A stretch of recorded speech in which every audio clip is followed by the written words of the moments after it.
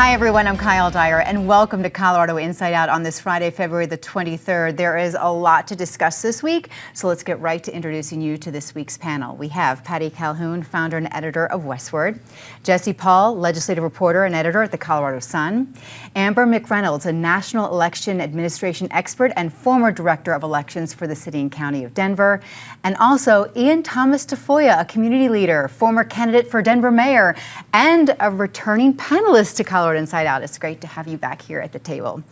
So this week, let's start off by talking about the high cost of living in our beautiful state. Last week, we talked about yet another proposed ballot initiative to cut our high priority property taxes.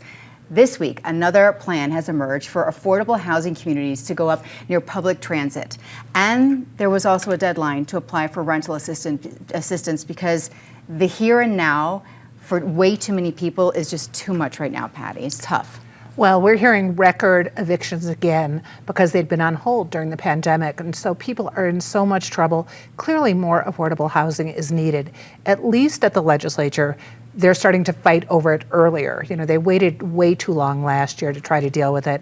But we are still going to have the divisions between the Front Range, which is what the current bill is really focusing on, the municipalities and counties in the Front Range, and building, giving incentives for building around transit so that you can be more dense, spanking the people who aren't building around transit so you're not going to be as dense. But we talked about this before too. Some of those mountain communities, also critical shortage of affordable housing for workers who are so important to the recreational industry and everything else that's supported. So we're already having fights.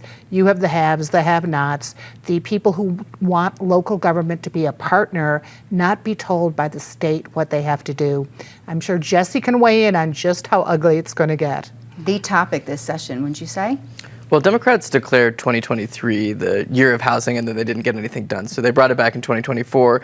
The bill that Patty's talking about is going to be kind of the main topic, I think, at the legislature this year. It's focused on increasing density, housing density around transportation communities, but it only applies to parts of the state that are in metropolitan planning organizations, which no one has ever heard of before, but basically it's just the I-25 corridor and then Grand Junction. It doesn't apply to the mountain communities where we know that the housing crisis is almost most acute, and we're digging a lot into that and asking, why not have these mountain communities like Aspen, Summit County, Breckenridge, Vale apply to this bill, and so far we haven't gotten quite a great answer. But in addition to that bill, you're starting to see stuff come out about eliminating parking requirements around buildings, trying to promote density in other ways, and so all kinds of fights are kind of brewing now as these things start to get introduced. Hi, Amber. Well, and I want to lift up the mountain community piece because actually, I in my other world, I also serve on the postal board, and one of the challenges that we've had, and we've seen this happen actually in Colorado, where we have shortages of postal employees, especially in the mountain communities, because of affordability. They won't, people are not applying for some of those jobs. We see that with teachers, see that with healthcare industry workers that are in the mountain communities. So I think it's really important that there be a statewide solution to these issues because communities are being affected statewide. And then I would also just lift up that we also need to be more thoughtful and creative about creating affordability for families, not just single people that can live in high rises and apartments and all of that, but actually design spaces that accommodate families as well. And you've done a lot of research into this. Yeah, thanks for asking. I just released research with the University of Denver and the University of Colorado Denver, a geospatial mapping lab, very long name. But we looked for about 18 months at how are we using these tools, public financing tools, upzoning, among other things, but where are we choosing the sites and are they healthy? People know me as an environmentalist, that's what I do for a career. And so how can we surgically find the spaces that have positive attributes? How do we build buildings that are retrofits or have 3-bedroom apartments for people? That's all critically important. Rent you're talking about, that's high on people's list, whether just cause eviction or inclusionary housing requiring them to build a certain amount of units. In the rural community, I find there's an interesting conversation going on around conservation easements and protecting public land, and then the housing constructs that makes. And so you have our up valley and down valley communities, which are realistically more segregated than they are here in the city and county of Denver or along the Front Range. And so transportation and housing, classic redlining conversations. Can they continue here? I think so. And with transit, we have to be careful because some of these stops with fast tracks are in dangerous places. There's one in Lakewood next to an ethylene oxide facility, one next to a concrete facility in Commerce City. And so is that a conversation about where we allow the permits for the housing? Is that a conversation about moving the transit stops? I don't know, but we shouldn't be putting 800 people where they're going to get sick. And there was that story when that train derailed not a couple weeks ago, and talking about how close some of our rail lines are to these new apartment buildings too. Absolutely, the train lines part's a huge part. There's a train safety bill. We're going to be putting on some webinars about that soon. Debbie Ortega, councilwoman, former councilwoman, worked on that for years. Javier Marbury, representative now, working on that with the unions. Protecting the actual workers, protecting firefighters who respond, and protecting the people who live next to them all have to be part of the conversation when toxic things are coming on railways. Okay, this is a legislative session that is similar to last year's in that the Democrats are not a united front on all issues, and they're the majority party. Jesse, you wrote a really interesting article the other day about the conflict among Democrats when it comes to a bill regarding penalties for those who steal guns. Yeah, it's kind of fascinating. In Colorado, it's actually now a more serious offense to improperly store a gun than to steal a gun that's less than $300. So a group of lawmakers, Democrats and Republicans, and actually you had gun rights and pro-gun control groups on the same page with this bill that would have increased penalties for purchasing or stealing guns that are worth less than $300. And initially it would have made all gun theft a felony. They pared it back to make it a misdemeanor with kind of limited jail consequences, and even that couldn't get past the House Judiciary Committee because a bunch of the Democrats on there said, look, we don't want to incarcerate more people. We're worried about how this is going to affect black and brown communities specifically. And it was kind of this interesting collision of these two priorities for Democrats in the legislature, gun safety and criminal justice reform. And I was curious. I went to ask Tom Sullivan, whose son was murdered in the Aurora Theater shooting, one of the most prominent gun safety voices in the legislature. How do you feel about this kind of intersectionality and what happened here? And he said, look, I agree. I don't think we can incarcerate our way out of it. And when I started looking at some of the bills that are being brought in past years and in this current session, a lot of them don't actually carry jail or prison sentences. They're mostly fines. So Democrats are trying to find ways to kind of thread the needle, but I think you're going to see conflicts in other bills. Amber. Well, I think with all of these issues, it's important that we keep the safety of our kids in mind. I have 2 kids in public schools, and I hope the legislature continues to prioritize, especially with gun safety related issues, the issues that we see with regards to schools and school safety. And I think that there has to end up being a balance of a disincentive to steal a gun, along with accommodating the concerns about incarceration. So hopefully lawmakers can figure that out and work their way through it. Mm-hmm. Ian, what are you looking at the legislature? I know you're there a lot. Yeah, there's so many bills moving. We mentioned a few here around train safety. There's air quality legislation, I think is high on the list, big rallies that are taking place actually yesterday. And what they're about are how we're going to rein in the fact that we're out of compliance with our air quality. The federal government's told us for a decade that we're out of compliance. And we actually just found out from a new rulemaking of a couple weeks ago, they're going to lower PM 2.5, which is like the smallest little particles that come off of a train track or from tires from a car. So if you live by highways, it's going to be really a concern around your air quality. And these bills are on reining in our ozone pollution. We've tried to exercise all the tools we have. We have to go after enforcement. We have to be talking about permitting. I chaired the state's Environmental Justice Action Task Force. Land use and permitting are the first 2 steps of whether we have a clean future for clean energy or whether we continue on a path of allowing polluters to win. Okay. Well, let's go back to the guns right now. It's interesting because Rocky Mountain gun owners, which used to be so controversial, and they still are taking some controversial stances, doing a lot of lawsuits, but Dudley Brown, their founder, has kind of been reined back in, so there actually is more, let's just say, coherent gun discussion going on at the legislature. But there are divisions in the Republican Party, there are divisions in the Democratic Party. I mean, Tom Sullivan's positions, I think, are the fascinating ones because to understand what he went through with his son who was killed in Aurora, and that he is still able to split the difference and say, yeah, you have to be fair. You don't want to incarcerate everyone. You don't want to be unfair to people of color. who are going to be disproportionately affected. It is so tricky, but we talked about this last week, which is mostly there's so many things going into kids and violence. The 13-year-old who was charged in the RTD shooting, the gunshots outside schools just this week in Denver, and you've got to fight it on so many different fronts. Let's talk about the presidential primary. It is coming up quickly, March the 5th here, and we've all received our ballots. Amber, as our expert when it comes to elections, let's start this with you. Well, so tricky presidential primary, because even a lot of the names that are on the ballots that Coloradans received are no longer in the race. So it's important for voters to certainly pay attention to that. Regardless, I'm always, even if it's not super competitive or your candidate's dropped out, make sure you turn your ballot in, because it's important to participate regardless. Right now, I think I saw Jeffco yesterday was at about 10% turnout. They usually lead the state, so my guess is that's probably on the higher side. We'll see how this transpires, but I don't anticipate a huge turnout in this primary, just because there isn't as much competitive races or contests as there was in 2020. But I think, again, the county clerks do a great job in this state.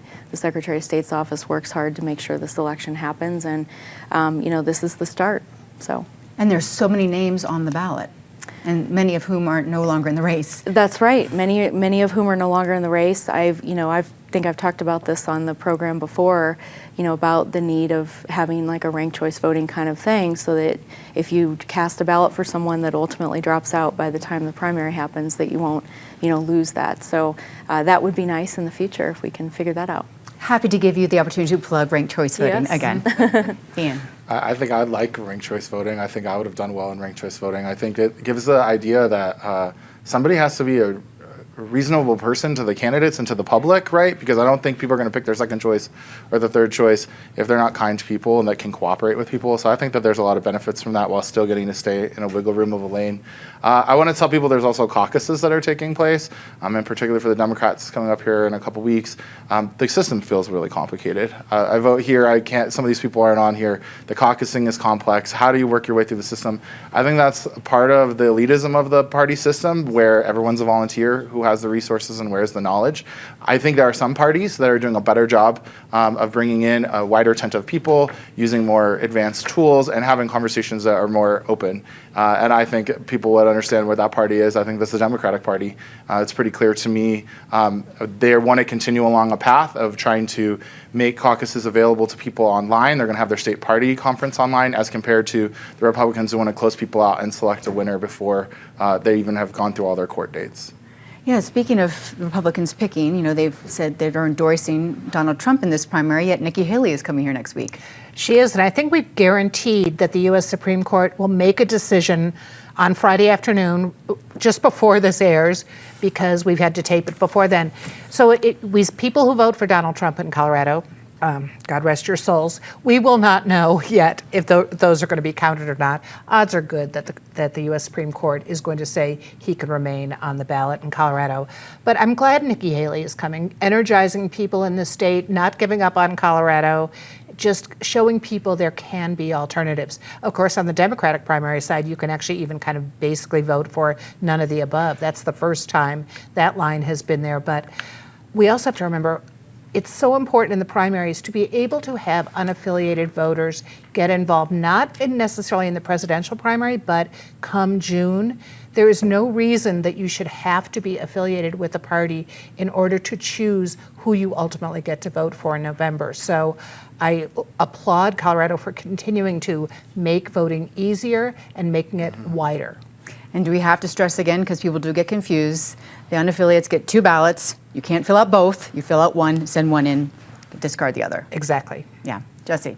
I think the uncommitted delegate option, kind of the none of the above option on the Democratic ballot, will be kind of interesting to see how many people actually seize that opportunity, because I think there's a lot of questions among Democrats about enthusiasm for Joe Biden, maybe among unaffiliated voters. But kind of talking about low turnout, right? I mean, if this is a low turnout election, could Nikki Haley surprise us? I don't know. I mean, if 15% of voters or something like that cast their ballots in Colorado, I think there's a chance that you might see a tighter race. And Colorado's delegate apportionment based on the presidential primary is not winner take all. So the fact that she's coming here, I think, is an indication that she wants to pick up up some delegates from the state. I think it's possible she has to win more than, I think, 20% of the statewide vote under the Republican the Republican delegate apportionment rules to get some delegates at the convention there. And in terms of all the people on the ballot who are no longer in the race, I always encourage folks. I know you might not like this, but hold on to your ballot, like in these presidential primaries, until the end, because my wife did this a few years ago where she voted for someone who dropped out of the race. You never know. You never know what's going to happen between now and election day. If there's an election to vote late, this might be it, the presidential primary. Okay. And speaking of, if you haven't sent in your ballot yet, this Sunday is the final day that you can mail it in, right, Amber? Otherwise, you have to drop it off somewhere in person. To make sure it gets there on time, you want to mail it, at least a week out, and then drop off it. One of the many 24-hour drop boxes around the state is always a good option. Right, absolutely. And there's hopefully a convenient one to you where you live or work. All right, when it comes to the congressional primary election, that is at the end of June.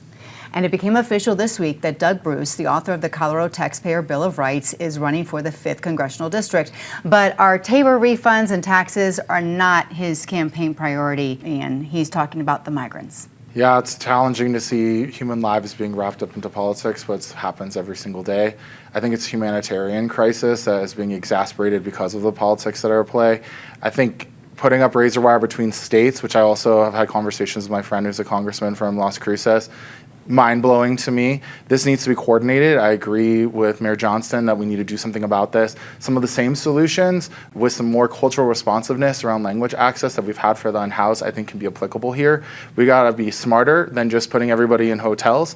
If we're gonna put people to work, can we have them actually build the housing they need to live in? These are the conversations that we were having along the campaign trail. These are conversations I continue to have with him. And I've been on the phone. I've gone to Lakewood City Council to ask for their support. I've had conversations with commissioners from Jeffco saying, when are you guys going to put up your part? That's for the housing crisis. That's for the homelessness crisis. That's for transportation funding. Denver has consistently bear the brunt of that. And we know that we need to come together. And so we're asking them all to dig deep. I'm putting in the time to call people. We have to keep hope in it and humanitarianism in it. And guess what? Climate crisis is real, y'all. And people are going to continue to come from south of the border and from other places in America. Look, the immigration system is so broken. We also have to remember the DACA people. We have to be talking about how expensive it is. We need solutions. And guess what? I don't like trading it for war. We're sending all this money over for war. They got us all excited that we were going to get finally some immigration action. And instead they backed out and said, let's still send $100 billion for war. I'm not for that. Okay, Patty. Well, the governors are in Washington right now.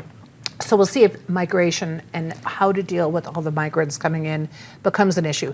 Ian's exactly right that migration is going to continue because it's internal. We have problems with the environment in the U.S., but external. There's so many countries where people still are fleeing. We did a story about Mauritania. So Aurora is not really interested in having a lot of migrants there, but suddenly Mauritanians are going to Aurora because they have some stores there, they have some other earlier refugees there. And so that's a really unique group that they have to deal with.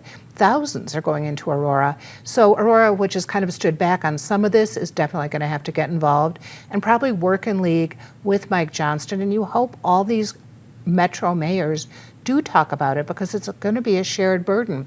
We can't go down and close the border ourselves. We have to focus on who we have here already and how we're going to help them and how we're going to continue to help the people who are already here who need support. Jesse. I guess looking at this as an election issue, Republicans have been hanging out a lot with the candidates in the 4th Congressional District at some of their debates and talking to them. It's a top issue for Republican voters heading into the election. I don't think it's an issue that Democrats are going to make a decision upon come November, given, I think if you look at the presidential race, right, you've basically got one option at this point in Joe Biden. But in some of these congressional races, especially some of these competitive Republican primaries, I think you're going to see some pretty hardline positions staked out by the Republican candidates because Doug Bruce used this, right? It's something that he feels like he can use to differentiate himself from other folks. And so it might be a kind of a race to the right in terms of how to deal with the migrant crisis that's going on in Denver and the rest of the state. But again, not real solutions being offered by folks. And obviously, at the end of the day, it kind of boils down to what you can get passed in Congress and in a split Congress that requires compromise. And it seems like nobody wants to do that. Mm-hmm. Well, I'm going to, take it up a little bit to the federal level because this is all our Constitution states that we have a representative democracy, and people get to decide who represents them. Congress and the approval rating of Congress is at an all-time low, and exactly what we're talking about here with the crisis, the humanitarian crisis that we're seeing in this city and cities around the country, is a failure of Washington D.C. and specifically Congress, and we see that, and they have become broken. To the point where the stress is coming down to the cities and it's coming to the states. And it's not just this issue, it's also the funding of our elections. Critical infrastructure is all the local burden is carried at the local level, the county level here in the state and around the country. And it is because Congress has not done anything on bills that are bipartisan. All of these pieces of legislations we've just talked about had bipartisan sponsors, and it still has not gotten through because politics is broken there. And so you sort of roll that back, and then you look and see, well, 90+% of congressional districts are not competitive in the country. They don't have to be responsive to the people they represent. So I think that, we have to kind of think about these things not only in the context of the issues, but also why are we getting these outcomes? And it really goes back to how are we electing people? Is there fair representation? Are there fair districts? Does everyone actually have a voice in the process? And we have work to do on that. And we have, this has been an election year. Yes, okay, absolutely. Now it is time for us to go around the table and share some of our highs and lows of the week. We start with the low points so we can on something positive. Patty, let's start with you. Something that disappointed you this week? Well, during Black American History Month, that someone vandalized the MLK statue at City Park. This follows in the wake of a Chinese American marker that they were just installed last year downtown, also disappearing, but whoever took it, please return it. And it was, a hard thing to steal. Oh, yes. It was Someone a very put a lot core- of time and effort into that. Yeah. Jesse? So we talked a lot about all the presidential primary candidates who are on the ballot in Colorado but are no longer in the race. None of them have actually withdrawn from the contest in Colorado, so you can still vote for them. The votes will be counted. The plus side is the press will get to figure out, how many people cast ballots for people who are in the race. But why not just withdraw from the race? Just make it easier on everybody else. But none of them have reached out to the Secretary of State's office and done that. If they withdrew, would they get their $40,000 back? The No, people who are running in the that's Republican different. race? The Republican money, the Republican Party can do whatever they want with that money. Okay. All right, Amber. Well, my low is for sure Navalny getting killed by a brutal dictator in Russia, and I think it again just highlights that democracy is on the ballot worldwide.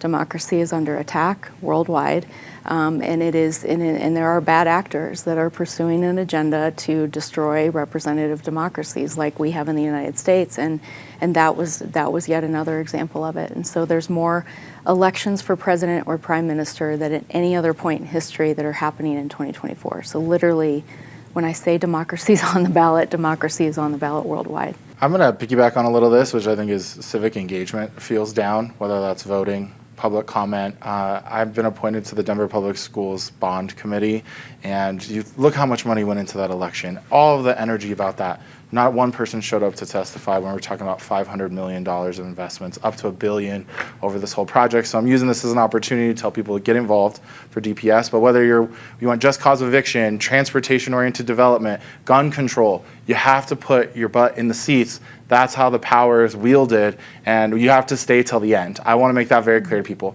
I see people march in, make a scene, and leave before the voting's over. You have to sit there and make them sweat. Okay, all right. Something positive. Well, on the happy note for Black History Month, come downtown. Forget this whole Denver decay thing. Come downtown on this weekend. Looks great, and there's jazz on Welton Street again for Black History Month. So on Saturday, you should be on Welton Street. And it's going to be a great weekend. It's going to be beautiful weather. Weather-wise. Good. Okay. I was lucky enough to go to the Avs game on Tuesday night, and they beat the Canucks, which was awesome. But also, Nikola Jokic was sitting there in the front row with his family after coming back from Indiana and the All-Star game. I just thought that was awesome. Just what a great guy to be, supporting another Denver sports team, and everything that he's got going on in his life. He's there cheering on the Avs. With his daughter in his lap. It was great. And his Avs hat on. Just another guy. Yeah, it was great to see that. Amber. So I'll go with the sports theme. So actually tonight, the Denver Nuggets has the Children's Diabetes Foundation at their game, and I'm taking my son who's type 1 and my daughter, and we're going to go tonight, and I'm glad that they're celebrating and hosting the Children's Diabetes Foundation there. My exciting thing for the week is another bill at the legislature around the Environmental Justice Action Task Force that I told you I chaired. We're working with the governor's administration to reform more than a dozen state agencies, bring resources to understand cumulative impacts, and to increase enforcement across air, water, and soil. This has been years of work. It required marching on the governor's house, sitting in the seats to get the thing passed, and then more than 70 meetings across the state of Colorado to write these best practices. And we're getting calls from people all across the country about how we're implementing it, and it just feels so good to be so close to closing the door on that chapter. Well, thank you for that, for sure. All right, my high of the week is this place, PBS 12, which is celebrating its 44th broadcasting anniversary. Back in 1977, the Front Range Educational Media Company applied for an FCC license to operate on Channel 12. 2 years later, in '79, they were granted a license with the call letters KBDI. And then in the next year, on February 22nd of 1980, KBDI began broadcasting. And 44 years later, PBS 12 provides impact media for Colorado. And we hope our conversations here on Colorado Inside Out every week lead you to think about our state or your community and start having discussions on your own with your friends and your colleagues and your neighbors about how we can all make Colorado even better. So I'm with you, Ian, on that. Thank you, panel, for joining us this week. Thank you for watching or listening to our podcast. We appreciate it so much. I am Kyle Dyer. I'll see you next week here on PBS 12.